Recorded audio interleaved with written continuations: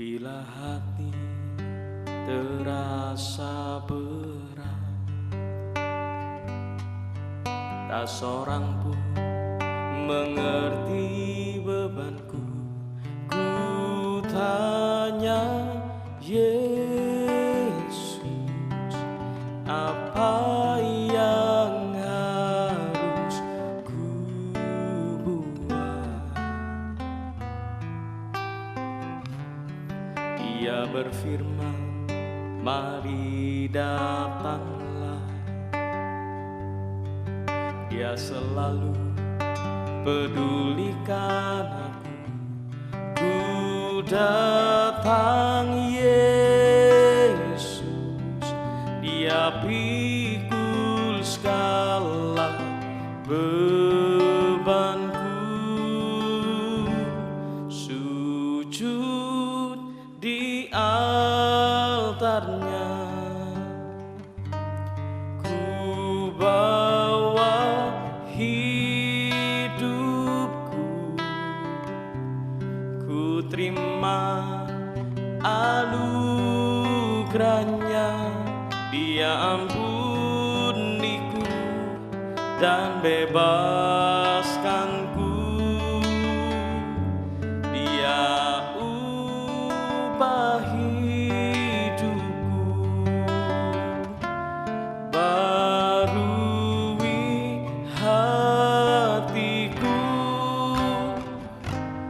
Sesuatu terjadi saat datang di altarnya.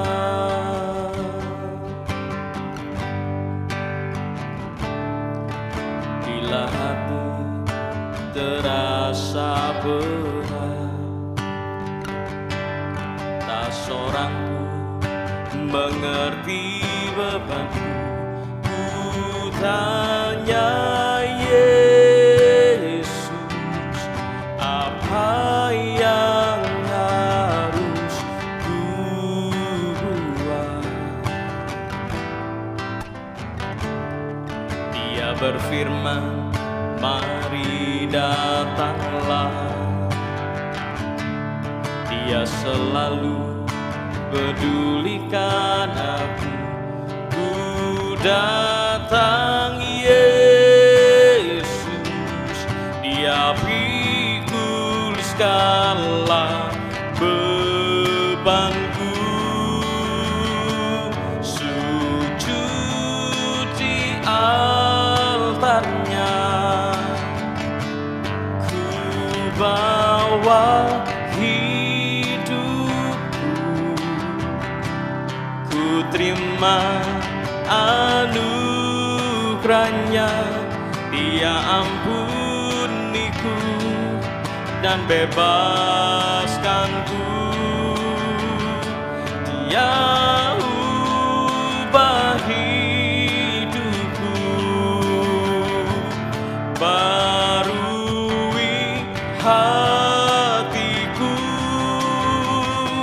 Sesuatu terjadi saat datang di altarnya. Sujud di altarnya, ku bawa hidupku.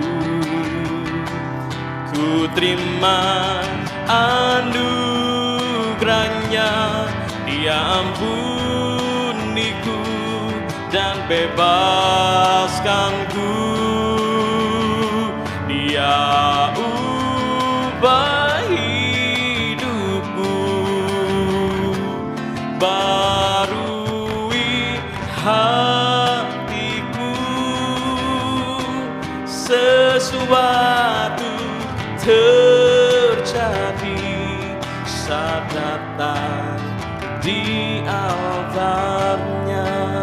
Kami mau sujud di altar-Mu. Sujud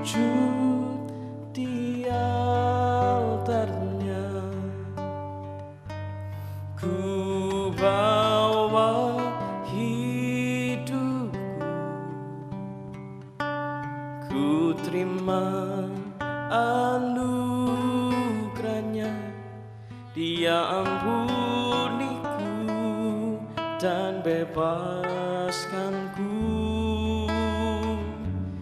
Dia ubah hidupku, barui hatiku. Sesuatu terjadi saat datang di altarnya. Kami mau sujud di altarmu, menikmati kehadiranmu. Kami bawa segenap hidup kami, kami bawa korban syukur kami. Haleluya, haleluya. Kami mau sujud di altarmu Yesus. Kami mau sujud. Terima kasih Tuhan untuk kebaikan-Mu. Haleluya. Kami sembah-Mu, kami memuji, menikmati kehadiran-Mu. Hanya di dalam-Mu Yesus. Terima kasih. Kami mau katakan Tuhan, sujud di altarnya. Ku bawa hidupku, ku terima anugerahnya. Dia ampuniku dan bebaskanku. Dia ubah hidupku, barui hatiku. Sesuatu terjadi saat datang di altarnya. Sujud di altarnya. Ku bawa hidupku, ku terima anugerahnya.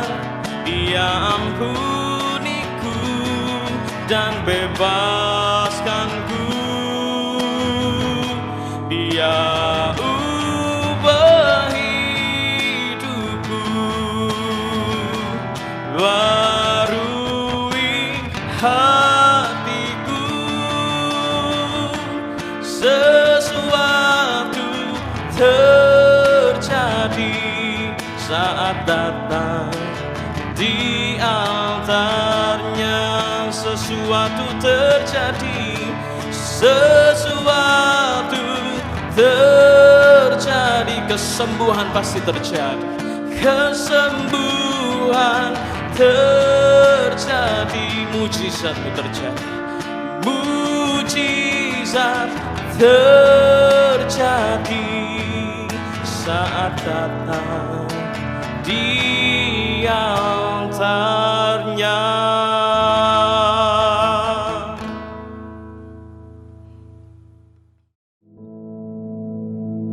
Our Father, which art in heaven, hallowed be thy name. Thy kingdom come, thy will be done in earth as it is in heaven. Give us this day our daily bread, and forgive us our debts, as we forgive our debtors. And lead us not into temptation, but deliver us from evil. For thine is the kingdom, and the power, and the glory, forever. Amen.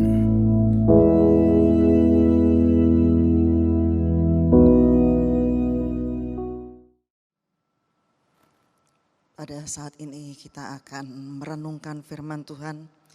Kita akan baca bersama-sama di dalam Hakim-Hakim pasal 6 ayat 11 sampai 16. Hakim-Hakim pasal 6 ayat 11 sampai 16. Kemudian datanglah malaikat Tuhan dan duduk di bawah pohon tarbantin di Ofra, kepunyaan Yoas, orang Abiezer itu. Sedang Gideon anaknya mengirik gandum dalam tempat pemerasan anggur agar tersembunyi bagi orang Midian. Malaikat Tuhan menampakkan diri kepadanya dan berfirman kepadanya demikian, Tuhan menyertai engkau, ya pahlawan yang gagah berani. Jawab Gideon kepadanya, Tuanku, jika Tuhan menyertai kami, mengapa semuanya ini menimpa kami? Di manakah segala perbuatan-perbuatan yang ajaib yang diceritakan oleh nenek moyang kami kepada kami ketika mereka berkata, bukankah Tuhan telah menuntun kita keluar dari Mesir? Tetapi sekarang Tuhan membuang kami dan menyerahkan kami ke dalam cengkeraman orang Midian. Lalu berpalinglah Tuhan kepadanya dan berfirman, pergilah dengan kekuatanmu ini dan selamatkanlah orang Israel dari cengkeraman orang Midian. Bukankah aku mengutus engkau? Tetapi jawabnya kepadanya, Tuhanku, dengan apakah akan kuselamatkan orang Israel? Ketahuilah, kaumku adalah yang paling kecil di antara suku Manasye, dan aku pun seorang yang paling muda di antara kaum keluargaku. Berfirmanlah Tuhan kepadanya, tetapi akulah yang menyertai engkau, sebab itu engkau akan memukul kalah orang Midian itu sampai habis. Saudara, Tuhan melihat kita sebagai seorang pemenang. Ketika malaikat Tuhan muncul dan berkata kepada Gideon bahwa Tuhan ingin supaya Gideon menyelamatkan bangsa Israel dari cengkeraman orang Midian, maka kalimat pertama yang terucap dari malaikat itu adalah, Tuhan menyertai engkau, ya pahlawan yang gagah berani. Di lain pihak, Gideon menunjukkan pribadinya yang sebenarnya ketika dia menjawab, Tuhan, dengan apakah saya akan menyelamatkan bangsa Israel? Sebab kaumku ini adalah yang paling kecil dari suku Manasye, sedang aku ini paling muda dari seluruh kaum keluargaku. Saudara, kita lihat bahwa jawaban Gideon ini merupakan jawaban yang lazim digunakan oleh sebagian orang percaya. Seringkali Tuhan berbicara bahwa Dia memiliki rencana besar dalam kehidupan kita. Namun karena kita kurang menyadari akan citra diri kita, sehingga kita berkata, maaf, saya tidak bisa melakukan itu. Mungkin yang lainnya saja yang lebih cakap dari saya tidak bisa melakukan itu. Apa itu citra diri, saudara? Citra diri adalah siapa dan apa yang kita gambarkan tentang diri kita. Siapa dan apa yang kita gambarkan tentang diri kita. Dan kita tahu bahwa citra diri ini akan berdampak pada kehidupan kita kelak. Karena kita akan bertindak sesuai dengan apa yang kita pikir. Kalau kita lihat dari kisah Gideon tadi, saudara, kita bisa memperhatikan adanya perbedaan antara Gideon memandang dirinya sendiri dan Tuhan memandang Gideon. Meskipun Gideon merasa tidak cakap, penuh ketakutan dan kurang percaya diri, tetapi Tuhan memanggil dia sebagai pahlawan yang gagah berani.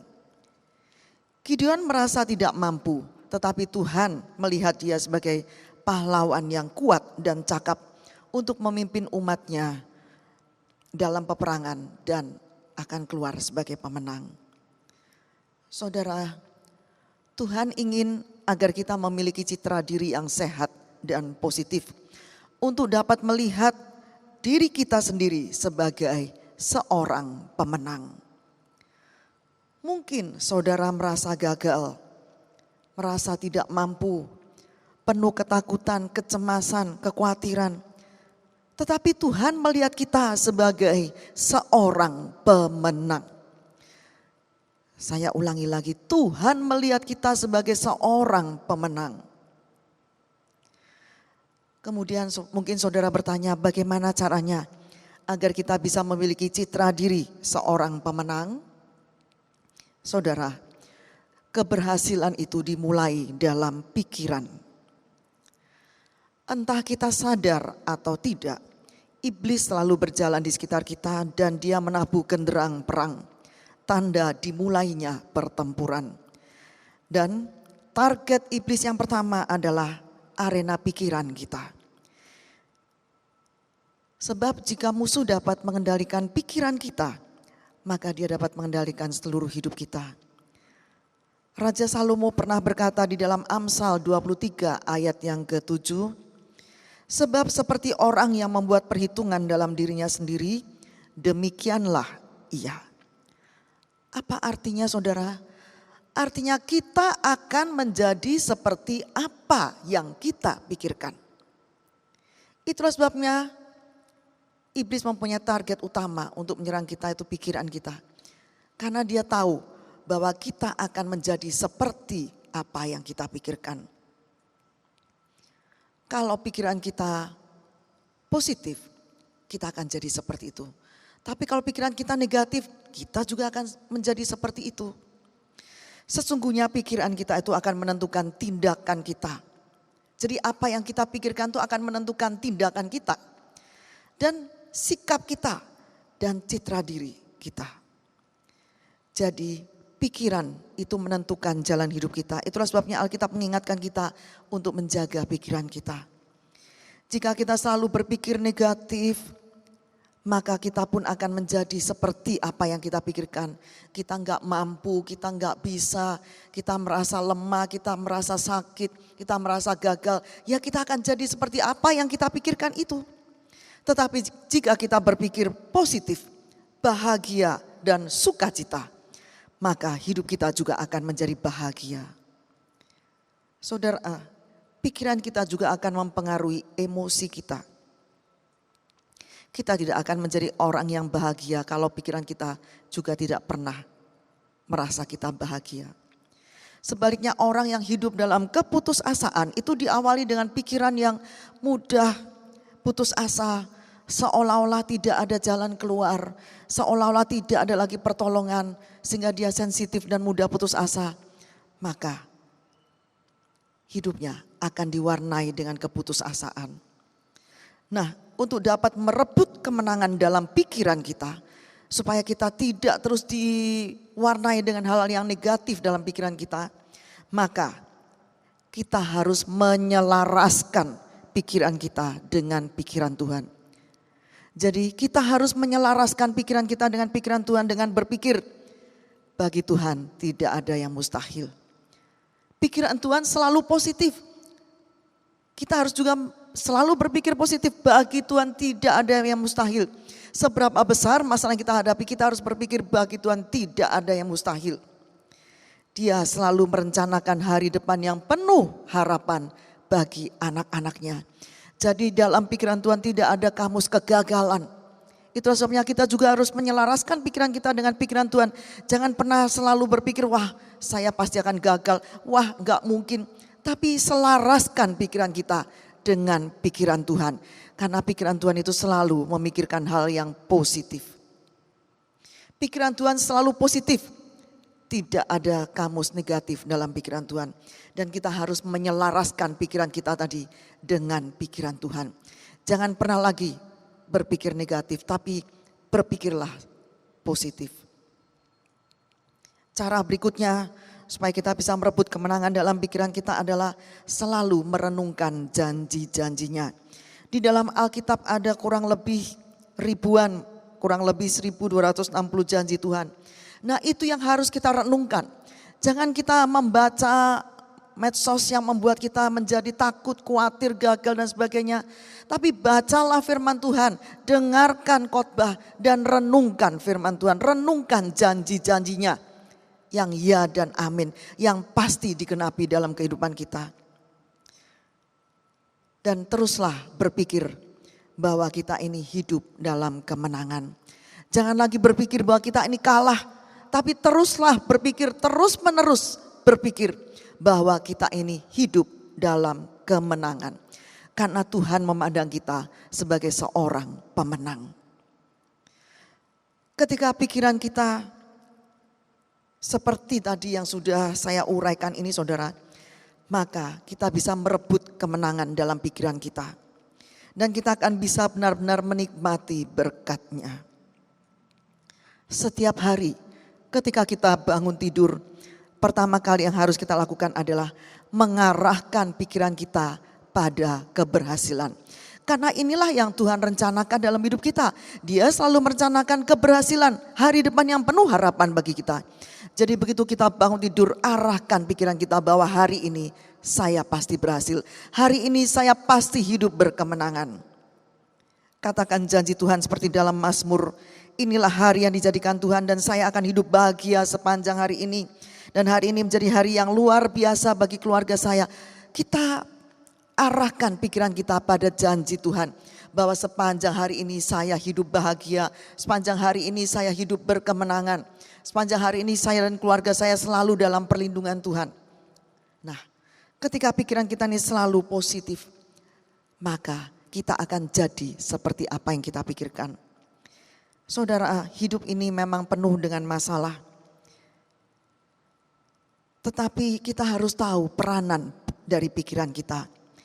Kalau musuh menanam pikiran yang negatif, khawatir, takut, cemas, merasa tidak bisa melakukan itu, merasa masalahnya lebih besar dari kemampuannya.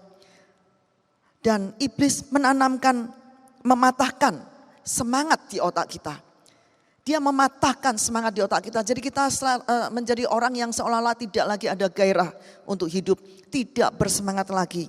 Nah, kalau iblis menanam pikiran yang negatif dan mematahkan semangat di otak kita, jangan kita ikut terus dengan hal itu. Tapi kita akan kalahkan semua itu tadi. Pikiran-pikiran yang negatif, hidup yang tidak bergairah itu kita kalahkan dengan selalu menyelaraskan pikiran kita dengan pikiran Tuhan. Karena saudara, pikiran kita itu nantinya akan mempengaruhi emosi kita, sikap kita, dan tindakan kita.